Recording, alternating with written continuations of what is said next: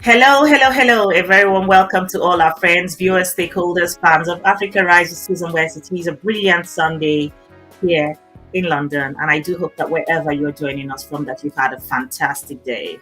So, whether you're joining us from a different time zone, I'm not sure. I'm quite, I suspect that some people will be joining, and it will be morning, afternoon, or evening. So take all the greetings that applies to your geographical location. So yes, as you join this podcast, do the needful. Share, share, share, share, share. And take part, participate in the conversation by sending in your questions and comments. If you haven't liked, followed, or subscribed to all our channels, please do so. It is Africa Rise TV on Facebook, Africa Rise TV on YouTube, and Africa underscore dot rise. No, what's that? Okay, Africa underscore. What is it? Africa underscore rise dot TV. It is so hard to say. I've had a good meal today. I don't know what's going on. Anyway, we just keep it rolling. So yes, as you join, today we're going to be talking a little thoughts here and there, thoughts of the day, and of course I have guests from Nigeria, young people from Nigeria. The 3D Africa Youth Group will be joining us in talking about what their program is and what's going on, what they've done so far with the inaugural conference that they had a couple of months ago. However, I'm going to start today's conversation by introducing the Prime Minister of Barbados, Mia Mottley. This woman is a phenomenal woman. She's a Black woman. She's of an African heritage that makes me so proud of who she is, what she represents, and everything that has to do with the office that she holds. So I'm going to let us take a listen to what she had to say at the meeting in Glasgow. How many more voices and how many more pictures of people must we see on these screens without being able to move? Are we so blind and hardened that we can no longer appreciate the cries of humanity?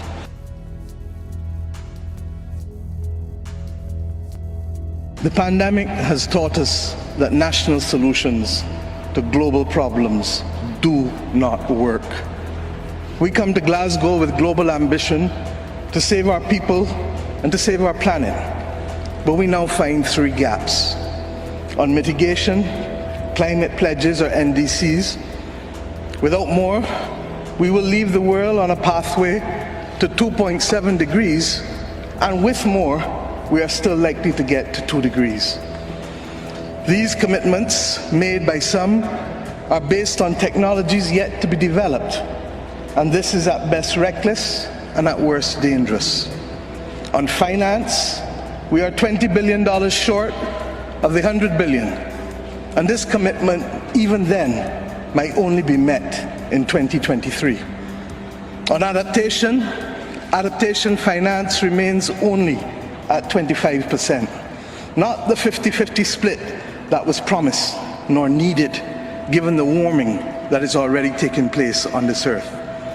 Climate finance to frontline small island developing states declined by 25% in 2019.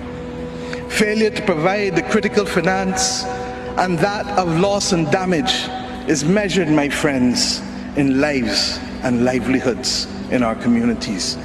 This is immoral and it is unjust. If Glasgow is to deliver on the promises of Paris, it must close these three gaps. So I ask to you, what must we say to our people living on the front line in the Caribbean, in Africa, in Latin America, in the Pacific, when both ambition and regrettably some of the needed faces at Glasgow are not present? What excuse should we give for the failure? In the words of that Caribbean icon, Eddie Grant, will they mourn us on the front line? When will we, as world leaders across the world, address the pressing issues that are truly causing our people angst and worry, whether it is climate or whether it is vaccines? Simply put, when will leaders lead? Our people are watching, and our people are taking note. And are we really going to leave Scotland without the resolve and the ambition that is sorely needed to save lives and to save our planet? How many more voices and how many more pictures of people must we see on these screens without being able to move? Or are we so blinded and hardened that we can no longer appreciate the cries of humanity? I have been saying to Barbadians for many years that many hands make light work. Today, we need the correct mix of voices, ambition, and action. Do some leaders in this world believe that they can survive and thrive on their own? Have they not learned from the pandemic? Can there be peace and prosperity if 1/3 of the world literally prospers and the other 2/3 of the world live under siege and face calamitous threats to our well-being? What the world needs now, my friends, is that which is within the ambit of less than 200 persons who are willing and prepared to lead. Leaders must not fail those who elect them to lead. And I say to you, there is a sword that can cut down this Gordian knot, and it has been wielded before.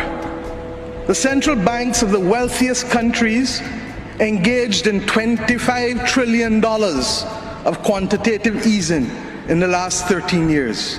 25 trillion. Of that, 9 trillion was in the last 18 months to fight the pandemic. Had we used that 25 trillion to purchase bonds, to finance the energy transition, or the transition of how we eat, or how we move ourselves in transport, we would now today be reaching that 1.5 degrees limit that is so vital to us.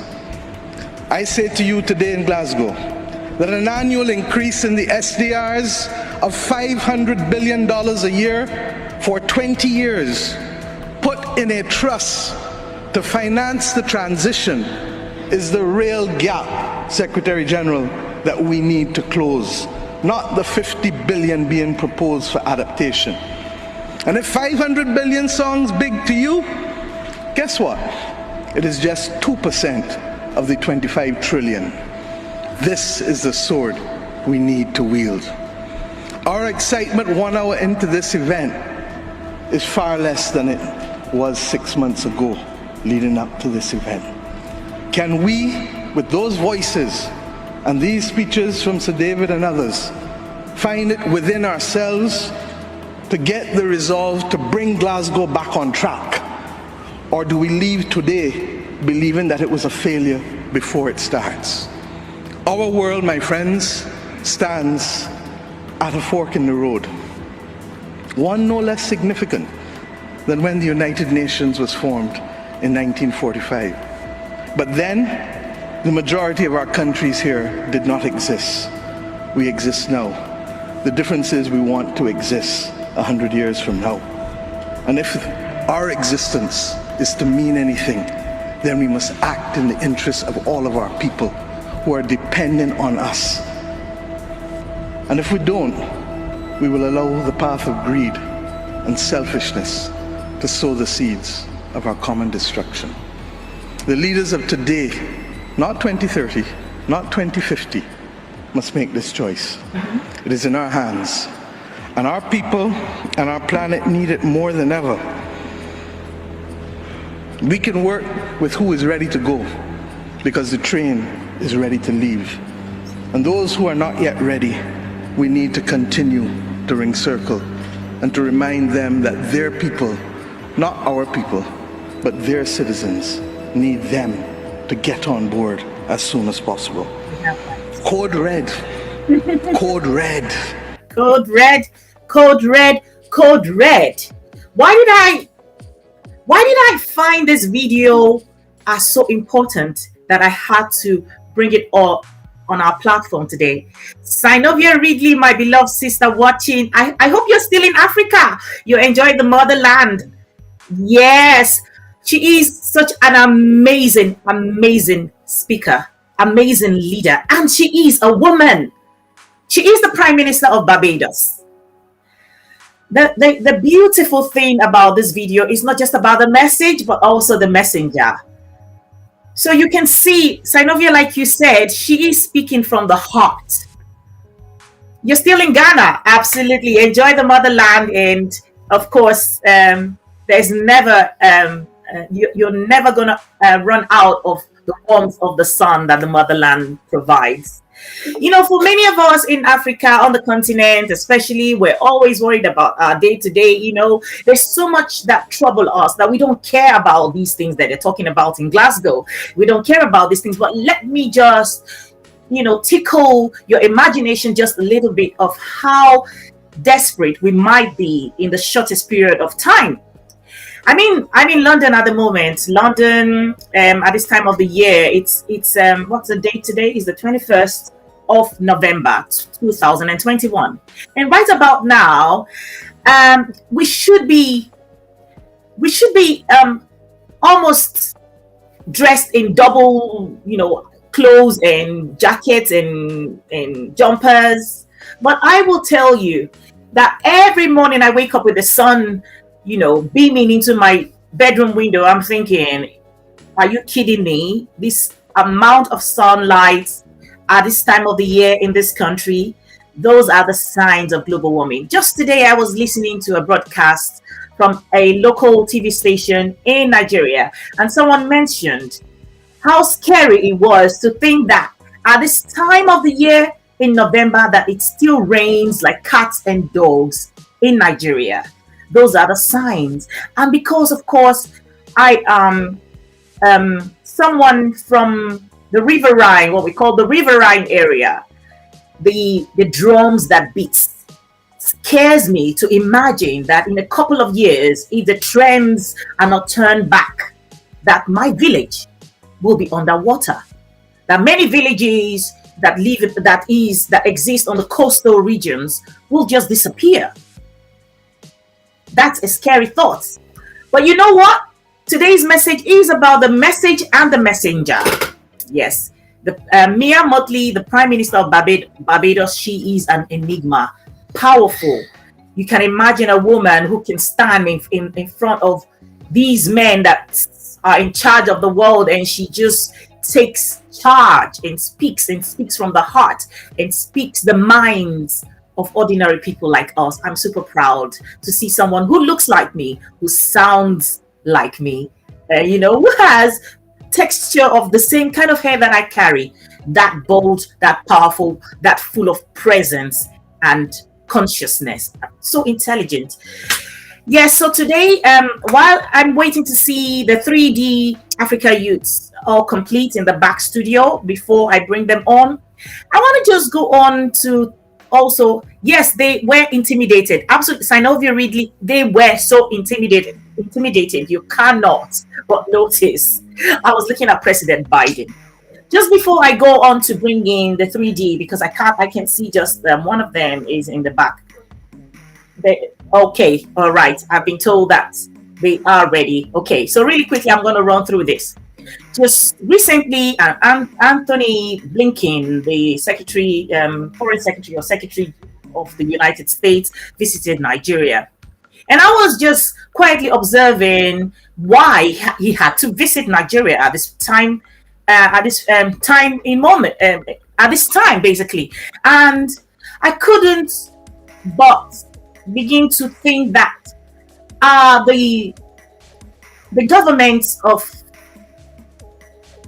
Joe Biden, are they sensitive to the things that happen on the African continent, or at least with the Africans he has in his cabinet? What is he being told? Because for us ordinary people, when we see you visit a government that is brutalizing, oppressing, killing their own people and denying, when you visit them, it tells us that you, in a subtle way, you're trying to say to the ordinary people that you don't care about us, we don't matter, and that they have the government of the day have your support, even though they are a government who have used the might of the military upon their own people, innocent people.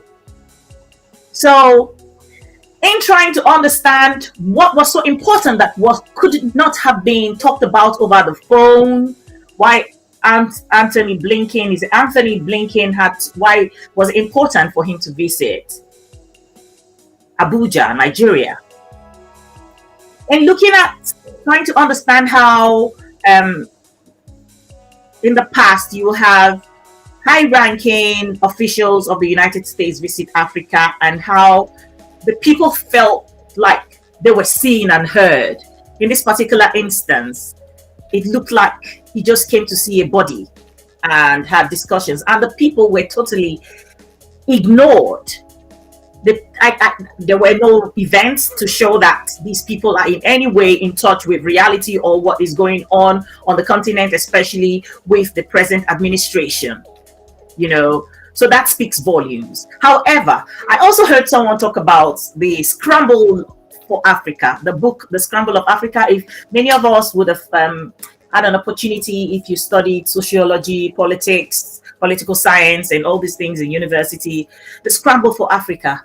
You see, in those days, they had to go all the way to Germany to scramble for Africa, like a group of hungry packs of wolves, will find some food and fight over themselves to have their own share of it. But this time around, China's presence on the continent is not something that they can overlook anymore. So it looks like there is a brand new scramble for Africa this time around because of the fear of the power that China must wield or is beginning to wield over the continent of Africa. And of course, the way the Chinese are doing it is so subtle. It's totally different from how the Europeans did it.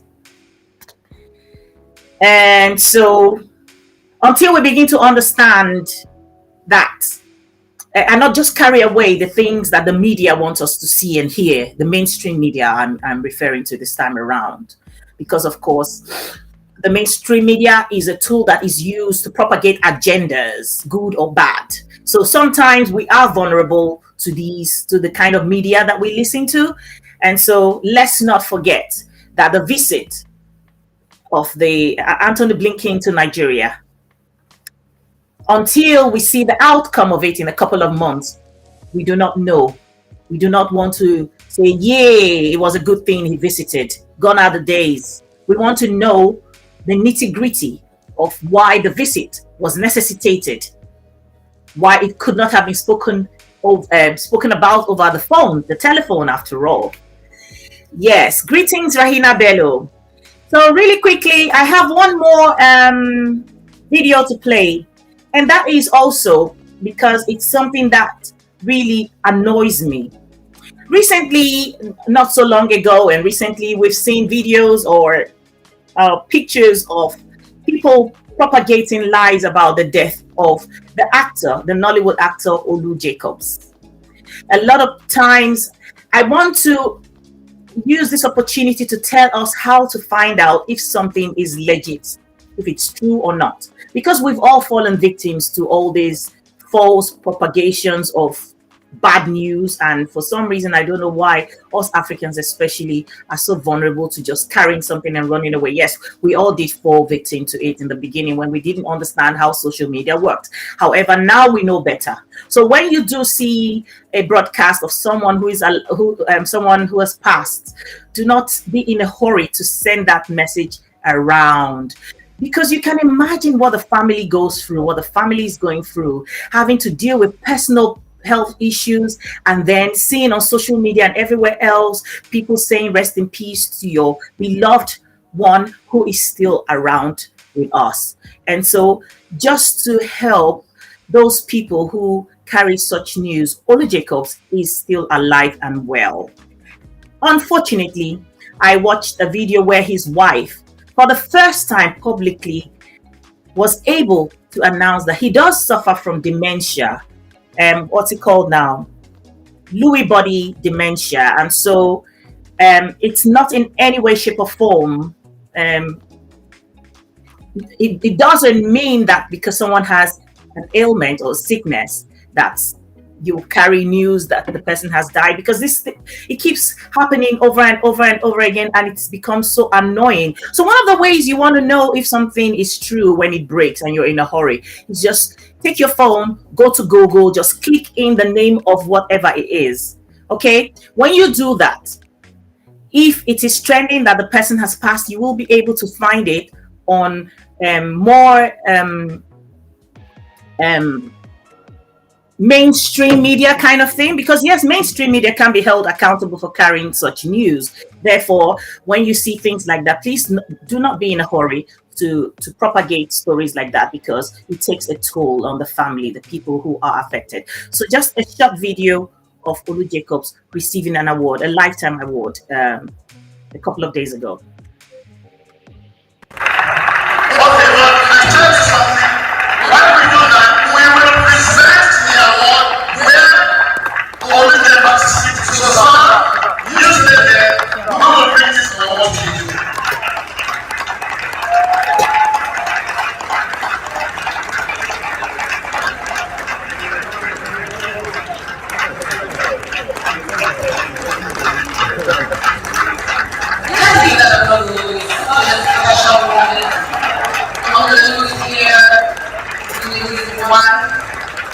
And one of his songs together now. It is such a special moment. We can keep it going. We can keep it going. We can keep it going. It is important that we celebrate our legends while they're still with us. Not when they're gone, while they're here, while they're still alive. We will celebrate with the legendary, with the phenomenal, the outstanding Olu Jacobs, with a voice like none other, performances like none other, spanning through many generations, spanning through many continents. Ladies and gentlemen, he is the recipient of the Lifetime Achievement Award at the Africa International Film Festival 2021. The series edition.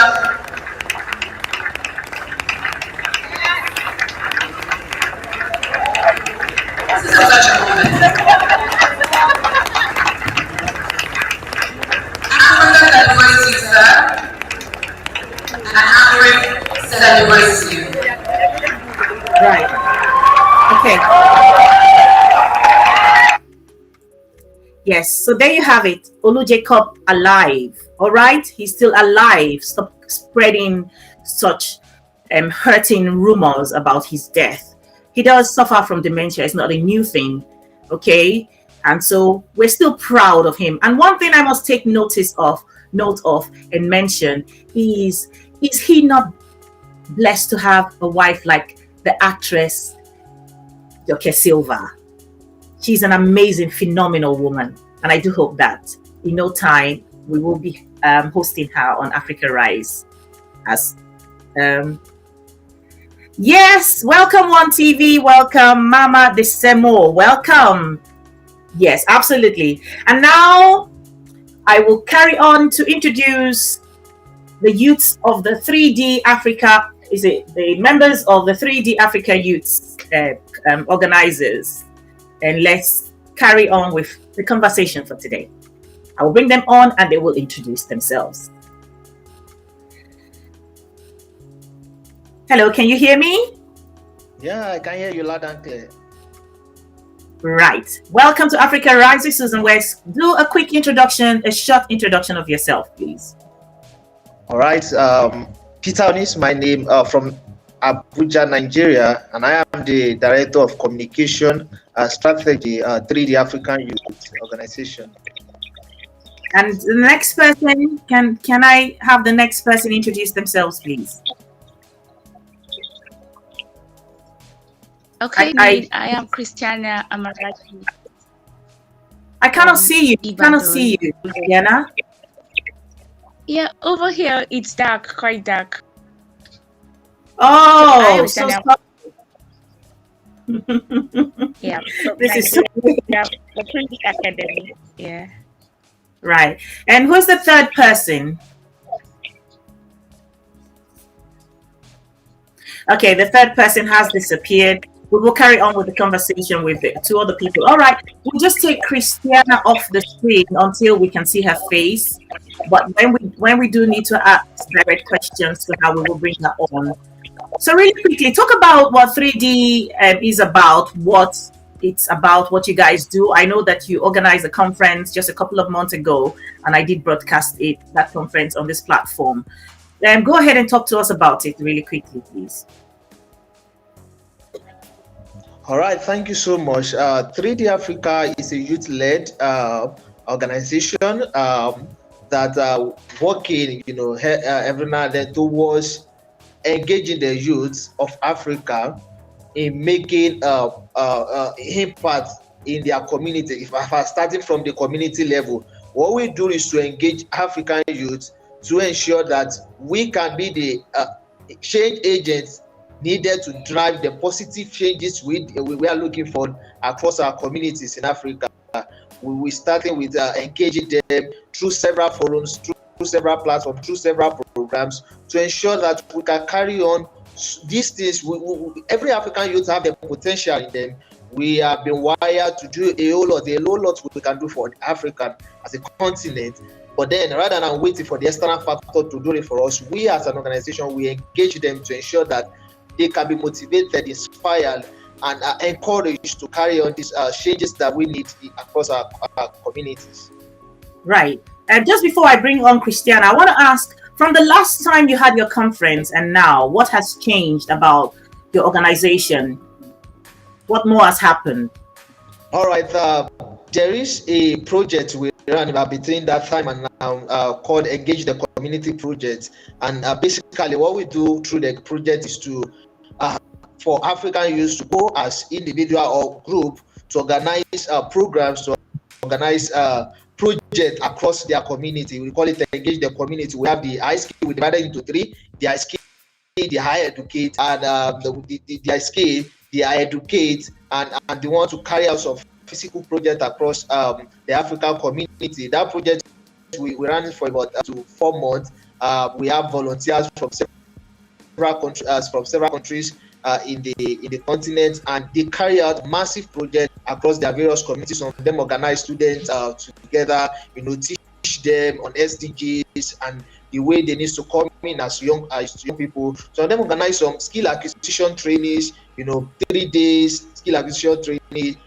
They organize it free of charge. Nobody's paying them. Nobody's paying them to do that, and there's no one that is paying to attend those skill acquisition. All of it free of charge. Carry out skill acquisition. Some go inside to organize some SDG clubs across schools in some African communities. So it's a program that ran for like 3 or 4 months, and it was a very wonderful one. And of course, we had the academic project that we'll be running for some months now. They will be graduating as we hold the African Youth Week as from tomorrow. Then we, at the same time, we organize a project called the African Youth Challenge. It's just a challenge where African youths can come up, to talk about some specific problems facing us African and the youth in particular, then providing suggestive solutions to some of these problems. Then we bring stakeholders together to talk on them and get ways by which they can implement some of these solutions that these African youth are talking about. But of course, this year we'll be focusing on education. The theme is innovations to solve African educational challenges in Africa. And then we've had the first stage of the challenge, the second stage, and we will be running the grand finale during this week too. So we've had a whole lot in a week, but of course we'll be rounding up some of our major programs for the year with African Youth Week starting tomorrow. And we have a whole lot of the week from Monday to Sunday, starting with the internal photo contest, which is something to showcase and talk about African culture and heritage. Then we'll be graduating the African 3D academic student tomorrow. That will be in the evening. Then by Tuesday we'll be having the grand finale of the African Youth Challenge. Like I said, it's a forum where African youth can talk about some particular problems facing African and the youth in particular, then providing solutions to them. Then we'll be having the latest chat African 3D Africa latest chat, the anniversary edition. We'll be having it on Wednesday. It's just a chat, bringing people, stakeholders together. We have some guests that will be talking about some about the team that we are looking at in the conference. Then the conference proper on Thursday, the youth conference, they want the keynote lecture. We also have some group lectures on Friday. Then we have the panel session on Saturday, and the grand finale on Sunday, where we roll out some awards to some distinct African youth who have done well in making Africa a better place. That's a couple of months. So that's what thank you. That's a lot. That's a lot you guys are doing. I'm going to come back to a question, asking you something, but let's talk to Is it Christiana? Christiana, even though we cannot see your face, please come on and let us know what, how you guys are able to put this together without any kind of sponsorship or support financially from organizations or from the government. Okay. Thank you so much. We do this through reaching out to the youths. We tell them about the program, and then they get to voluntarily come together to accept our proposal. So we don't really have the sponsors yet for our major program. So it's just about their determination to join in helping out Africa. So we tell them about the goals, tell them about how to belong to this program. So it's just their ambition. That's it. Right. Do you think that the African youth has their mindset in the right place? Because I'm going to bring up the instance of what happened just a couple of days ago with Davido, the musician, the artist, putting out his account number. And in a couple of hours, he was able to raise 250 million naira. He didn't even mention anything when he posted his account number, but he was able to raise that. And that money was not given to him by the politicians or the older generation. It's the young people who listen to his music, who contributed to his account, because, of course, he's already a very wealthy person. So do you think that the African youth have their mindset in the right places? Because why is it so difficult that when you come up with novel ideas like this, that they don't seem to be able to galvanize themselves, bring themselves together and make their money, put their monies where their mouth is? But when it comes to things like a celebrity asking them, or just putting out his bank account out there, that in a space of 5 hours he could raise 250 million naira. Yeah, thank you. But African mentality for the youth now is the get rich mentality, get rich quick mentality. So Davido has made his money, and then they are ready to support him. So we're just coming up with our own. Not made the money, we've not seen anything. So the get rich mentality, it's what's affecting the youth. Yeah. So if it's someone that made it in the industry, Nollywood, beats, whatever, they are ready to bring out their best to follow that person. So that is it. Just trying to get. That's why 3D Africa is on board to see if the goals and bring in youths. So we still have some, but for now, many has that mentality of attaching themselves to the wealth, people that has made it. That's the thing, the disconnect with African youths that we have now. Right. Peter Oni, really quickly to address that, how would you guys use your platform to begin to sensitize young people to get their mind thinking right? All right, thank you so much. Like we said, the truth of the matter is we have a whole lot of problems confronting African generally, and the youth, But then we believe that this ideology, I personally have, that if you and I can contribute our little quota towards making Africa a better place, then definitely collectively we can move forward. We'll make a tremendous impact. Fine. Many people are looking at the fact that okay, we have to be big before you can do something, but that's not true, because your little effort can go a long way. A little drop of water make an ocean. You understand? So the little we can do, we definitely go a long way, and that is what we are doing.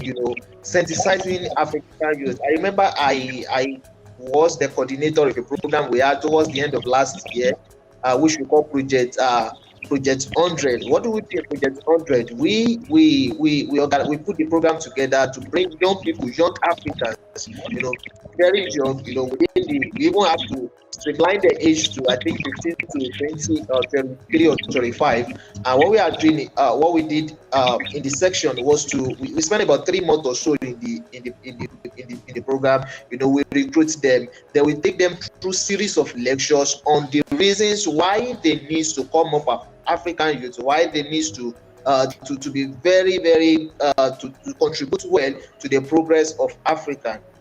We were able to take them through that process, through some of the lectures, some of those other sections that we are. Then we've been organizing sections, we've been organizing programs from time to time to synthesize them. Of course, we've not be able to reach the number we want to reach, but definitely we believe that gradually, year in, year out, we keep getting better on it, reaching out to as many African youth as we can, then synthesizing them on the best way to go about it. Thank you. Like you said, little drops of water makes a mighty ocean. It speaks volumes, especially you can see how little trickles here and there made Davido raise 250 million naira in 5 hours. So if you want to make an impact, you agree with me that you need resources, you need money. Definitely. If you have come up with this novel idea of how to galvanize, sensitize the young people, empower them, encourage them to gain skills, how are you thinking moving forward to get somehow government of your different countries to be involved in how they're able to support you financially to see that you're able to make more impact? Because it matters that you have the finances. Definitely. All right, so what we've been doing, in recent time, at least in the last 3 months now, is to ensure that we have some of these stakeholders, some of these government people in some of the programs that we are holding, that we are organizing, ensuring that we are visible enough for them to know what we are doing. We even invite, we bring in on board some of them as speakers, in some of the programs we are having, and we believe that when they see you taking a step, then definitely their mindset will keep changing, that African youth can truly do a whole lot if they have the resources. I'll get that now. If they have the resources that they can truly do it, trying to reach out to them and bring them on board into some of these programs that we are doing. Of course, I remember that we'll be reaching out to some countries where we have to reach out to some ministers of the country, some former legislative office holder in some of the countries here in Nigeria and in some other African countries. We'll be doing that, and that is one of the things we intend to build on in the next 1 year. Come 2022, we intend to reach out to as many of them. Some of the proposals, some of the programs we are holding, resolutions from them, send it to various channels and ensure that they can see what we are doing very well, they can see it clearly, and by that they will be motivated to support us with the necessary resources. So why is Christina, just so that I'm not sure who is better equipped to answer my next question before I let you guys go, is that the last time I know that you had participants from other African countries, like, I'm not sure, is it Ethiopia? You had participants from those areas. So this time around, have you been able to get more countries participating, more countries from youth from different other African countries who did not take part? Have you been able to reach out to those people to join in forces with you guys and be introduced to your idea? Who is better to answer this now? Let me go ahead to answer that. definitely we've been able to get the support of some African countries. I remember my team now currently, the communication team that I'm heading. I know some of the volunteers we have there are not majorly from the West African. We have some other countries on the board. So we're doing well to spread to get as many as possible on board. In fact, some of the engaged the community project that I made mention. One of the guys that made, the guy engaged, had about 4 or 5 projects within his local community. It's not even from this West African countries. It's from one of the other African continents. So we are reaching out, and we believe that with more resources, definitely we can reach out as better. I can say that African youth are waking up gradually, but then we all have to join forces together. I know you are doing your best. I do attend some of your programs. The live programs you do, each and every one of us just have to utilize the various ways, the various methodology we could employ to ensure that Africa become a better place to be. Absolutely. And on that note, I'm going to ask you to quickly take 2 minutes to talk about the program, the timing, where people can join in, invite other young Africans from around the world to join in to your activities for the coming days. All right, like I said, the program is starting tomorrow, and we'll be setting a whole lot of things in place. Definitely, you can link up across our social media platform. They will be live streamed to our Facebook platform and some other platform. Then the links to the YouTube platform, the Zoom platform where the major program will be hosted to. They will be readily available on 3D Africa. If you check 3D Africa on Facebook, you're going to get the information that you need there. So we're inviting African youth, across the continent. Please, let's join forces together and do this. Thank you. Thank you very much, Peter Oni. God bless you, and I'll catch up with you on the other side. Take care now. Thank you very much. Yeah, so we're trying to do a rapid fire broadcast today. Yes, we're trying. So basically, unless, of course, the day we have Starman Alpha, no one beats Starman Alpha. We can't be here for the next 24 hours when we have him on. However, today I'm in control because Starman Alpha is not around today. So basically, yes, Synovia Ridley says, once you put your mind to something, anything can be accomplished. Absolutely. So if you have any reactions to the videos, the broadcast that we had earlier on before I brought in the 3D youths to have a chat with, i.e. anything to do with the Barbados Prime Minister, Mia Mottley, and of course the story about Olu Jacobs, do well to send it in the comment section. Okay, whatever your thoughts are, whatever your contributions are.